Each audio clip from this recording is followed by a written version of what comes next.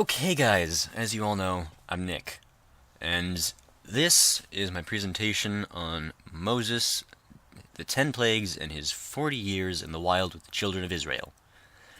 Where the presentation's left off, Logan had said that Moses and his brother Aaron, they were in Pharaoh's palace, saying, "Pharaoh, let the children of Israel go," and Pharaoh was saying, "No." So they brought up the plagues threat, and Pharaoh still said no.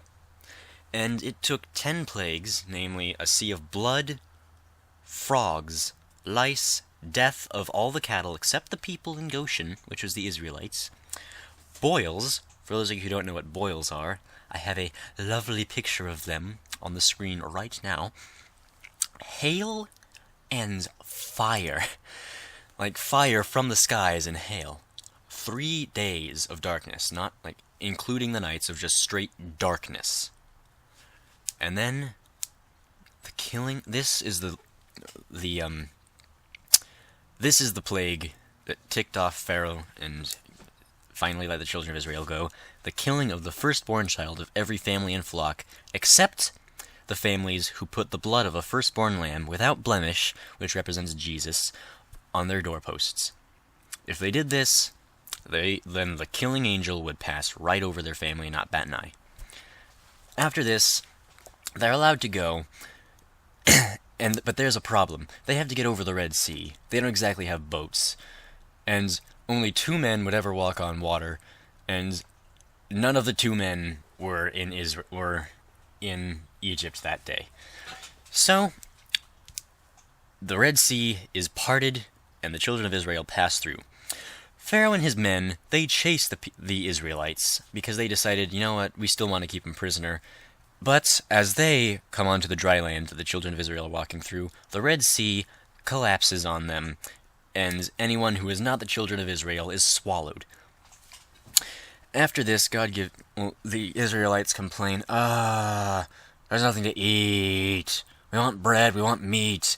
And then God gives them manna every morning, which is basically bread, and a wall of quail for them to eat.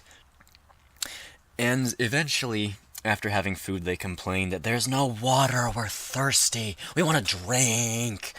And then God tells Moses, touch your stick to a rock, to this specific rock, and water will come pouring out. And Moses did not obey. Moses beat the rock, broke it himself, and then had water come out. And this took glory away from God. After this, Moses is not allowed to enter the promised land, the land of milk and honey, which is Canaan. It was promised to Abraham that his seed would get Canaan. And after this, later on, the 10 Commandments are given, which the gist of them is, don't worship any other god, don't bow down to any engraven image, don't use my name in vain, remember the Sabbath day and keep it holy, don't murder, honor your parents. If you're not married to a person, don't have sex with that person. Don't steal anything, don't lie, and do not feel envy, because envy leads to breaking the 9 prior commandments. After this, Israel accepts a covenant, and Moses sprinkles ox blood on them. It's called the blood of the covenants, and he just sprinkles it on them, and that symbolizes, I don't know what it symbolizes, but it symbolizes something, and there's a reason he did it.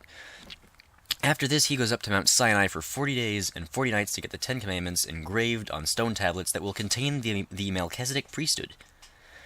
But when he comes back, the children of Israel are throwing a sweet rave, and they're worshipping a golden calf, and they're naked.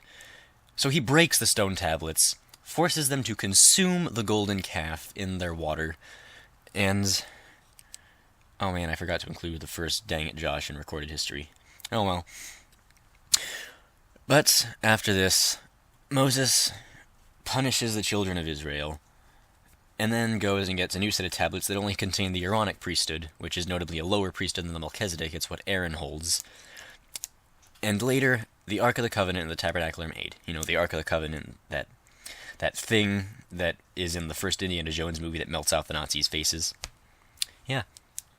And after this, there's just some more traveling, some more complaining, some more whining, and then we get into the book of Leviticus. And that is it for my story.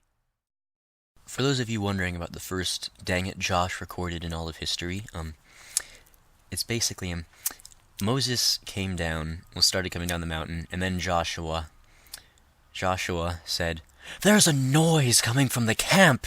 It's a noise of war, of riots." And then Moses listened and he said, "If I'm not mistaken, that's cheering. They're having a sweet rave without me." And then the first recorded "Dang It, Josh" happened, where Josh brought the party pooper in who would later feed them their golden calf. I don't even know how they ate it properly, but pretty much Josh ruined a sweet party.